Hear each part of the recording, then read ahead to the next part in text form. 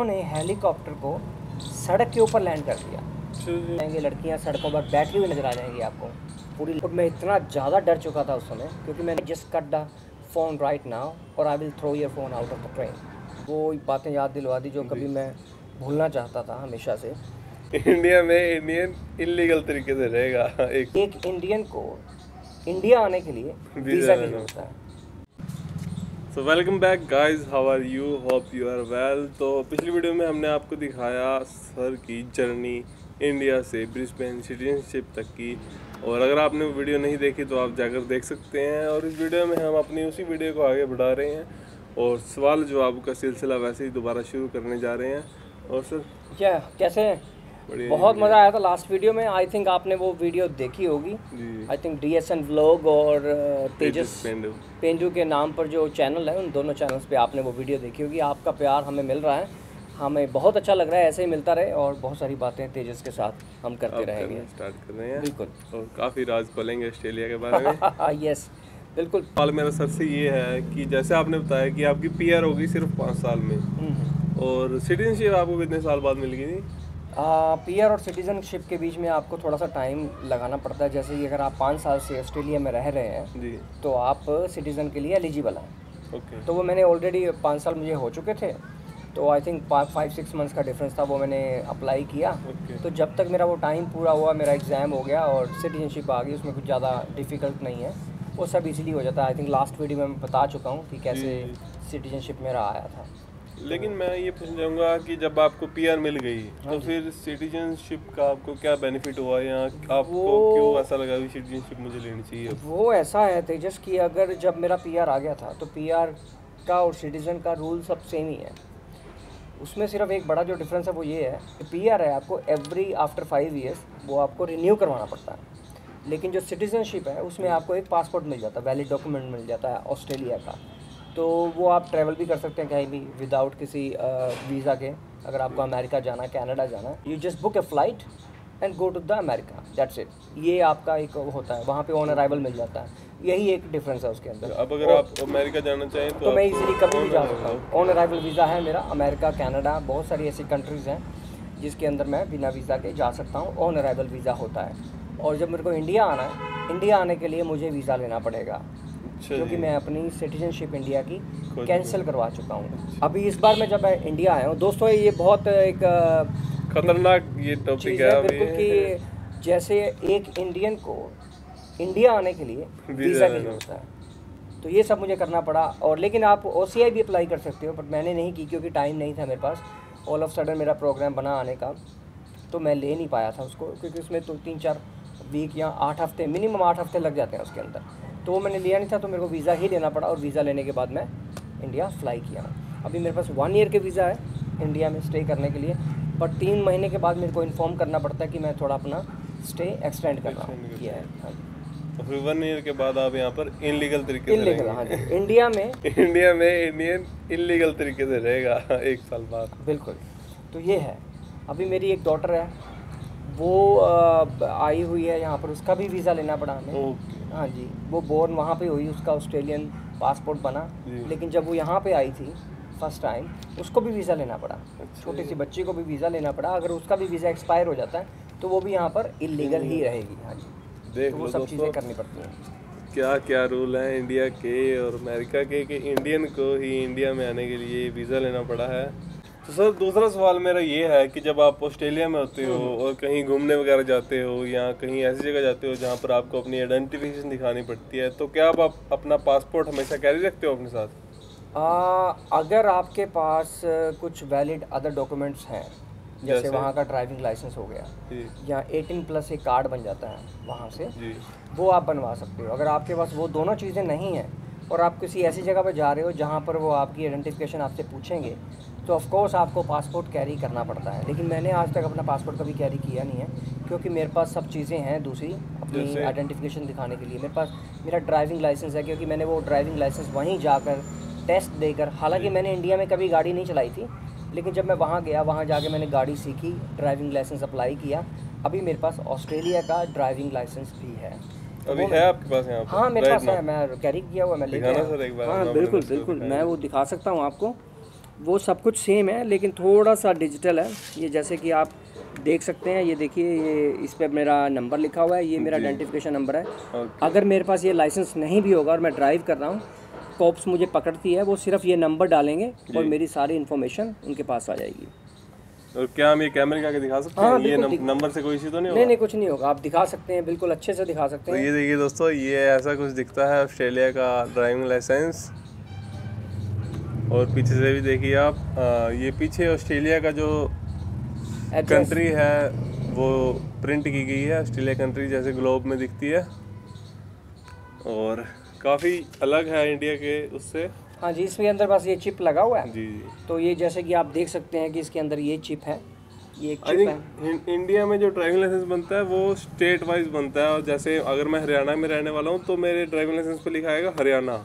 यहाँ पे भी ये देखिए, ये क्वींसलैंड का है, ये क्वींसलैंड गवर्नमेंट का है, ये लिखा हुआ है यहाँ पे क्वींसलैंड गवर्नमेंट। तो वहाँ भी ये दोस्तों आप देख सकते हैं कि यहाँ पर क्वींसलैंड गवर्नमेंट लिखा हुआ है।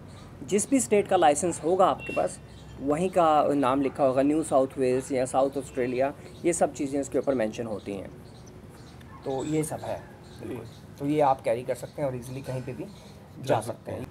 तो सर एक बात मैं और आपसे और पूछना चाहता हूँ कि जैसे ऑस्ट्रेलिया है या इंडिया है, तो लगभग ऐसा होता है कि जो बाहर से व्यक्ति आता है उसके साथ भेदभाव की नज़र से कुछ देखा जाता है या कुछ भेदभाव किया जाता है, तो ऐसा ऑस्ट्रेलिया में है कि अब इंडियन के साथ कुछ भेदभाव किया जाता हो या कुछ और इस तरह का कुछ वाक्य आपके साथ हुआ हो, कोई बैड एक्सपीरियंस हुआ हो आपके साथ इस तरह का? आपने आई थिंक मुझे पुरानी बातों का थोड़ा सा रिमाइंड करवा दिया, वो बातें याद दिलवा दी जो कभी मैं भूलना चाहता था हमेशा से। एक पीछे मूवी भी आई थी क्रुक, जी, इमरान हाशमी की मूवी आई थी, उसमें काफ़ी कुछ दिखाया गया डिस्क्रिमिनेशन को लेकर, भेदभाव को लेकर। तो मैं नया ऑस्ट्रेलिया गया था, तो एक इंसिडेंट मुझे याद आ रहा है। तो मैं ट्रेन में बैठा हुआ था और मैं अपने पेरेंट्स से बात कर रहा था फ़ोन पर। तो क्योंकि आप जब ट्रेन में बैठे होते हैं, अगर आप अपनी लैंग्वेज में बात करते हैं तो जो ऑजी पीपल होते हैं, दे गेट इरिटेट, थोड़ा सा उनको अजीब लगता है। फॉर एग्जांपल, अगर आप बैठे हुए कहीं पे और आपके सामने कोई वियर्ड लैंग्वेज, दूसरी लैंग्वेज जो आपके लिए बिल्कुल बेसिक भी आपको नहीं आता, समझ नहीं आता, तो वो अगर बात करेंगे तो कहीं ना कहीं आप भी इरिटेट हो जाएंगे आई थिंक। तो मैं बात कर रहा था फ़ोन पे, हालांकि मैं बहुत कम धीरे धीरे बात कर रहा था कि मुझे पता था ट्रेन फुल है पूरी, एकदम सब ऑजी लोग बैठे हुए हैं, दूसरे लोग बैठे हुए हैं। मेरे आगे दो जैसे ऑस्ट्रेलियन पीपल, दो लोग बैठे हुए थे ऑजी।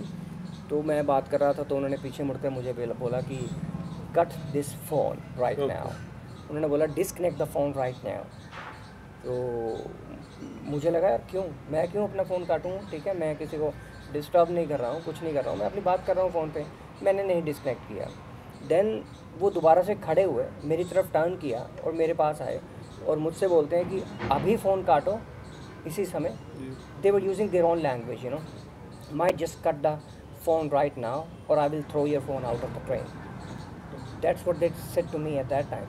और मैं इतना ज़्यादा डर चुका था उस समय, क्योंकि मैं नया था वहाँ पर, मैं बहुत डर गया था। लेकिन मैं थैंक्स बोलूँगा उन सब लोगों को जो वहाँ पर बैठे हुए थे, उन्होंने मेरा सपोर्ट किया। वो खड़े हुए, उन्होंने बोला उनको कि जो बात तूने इसको बोली है वो बात हम तेरे को बोल रहे हैं, अगर तूने यहाँ से जगह चेंज नहीं की तो हम तेरे को उठा के बाहर फेंक देंगे। ये बात ओजी लोगों ने मेरी सपोर्ट में उन दोनों को कही।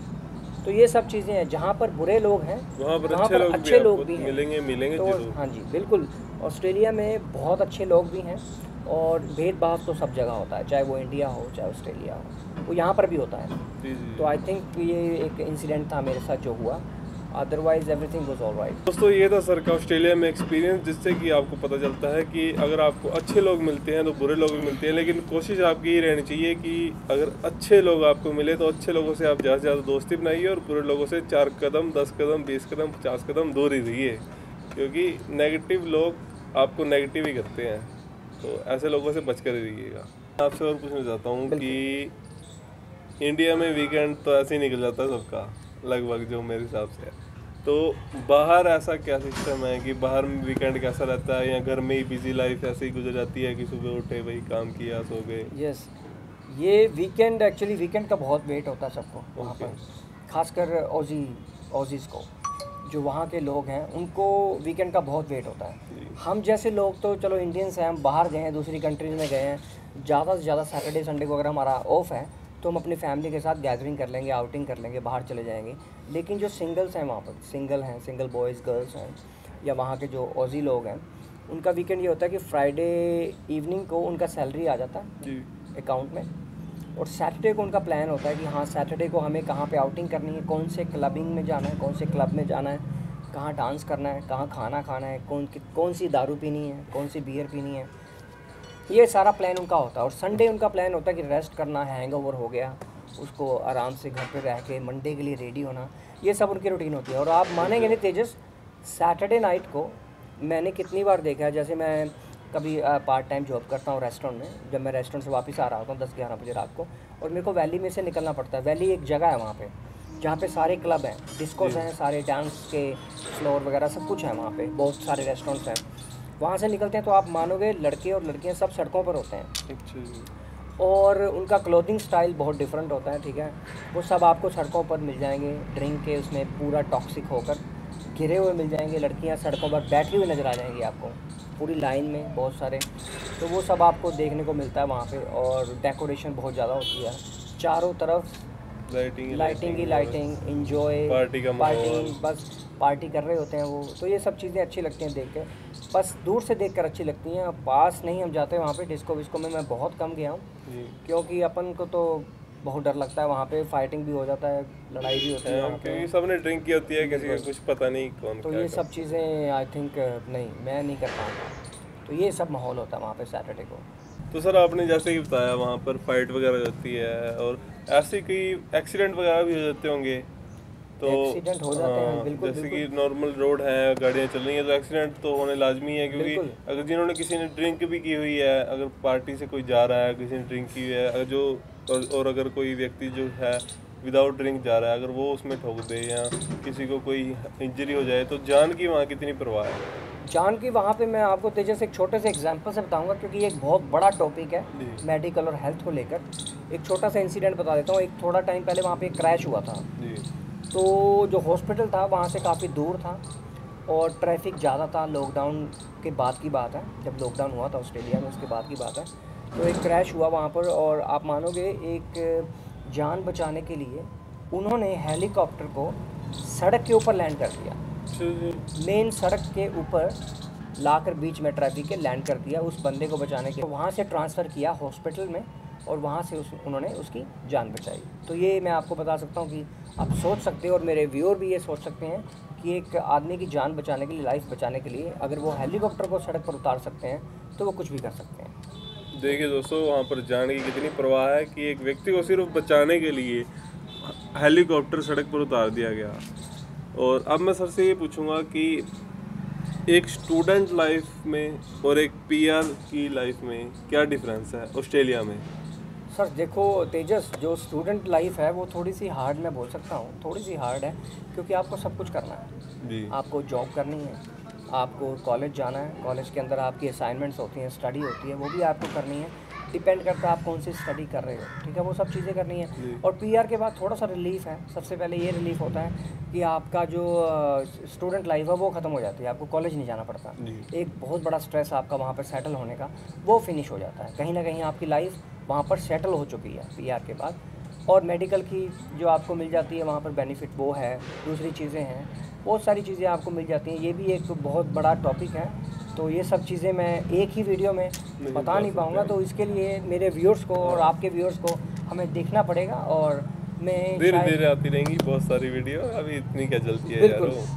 और एक अनाउंसमेंट ज़रूर हम करना चाहेंगे आपके इस चैनल पर कि दोस्तों, अगर आप जानना चाहते हैं कि ऑस्ट्रेलिया में पीआर कितनी जल्दी ले सकते हैं और कैसे ले सकते हैं, तो बने रहें हमारे साथ और देखते रहें हमारा ये चैनल DSN व्लॉग और तेजस पेंडू। और मैं आपके लिए अगली वीडियो में लेकर आऊँगा कि पीआर ऑस्ट्रेलिया के अंदर जल्दी कैसे।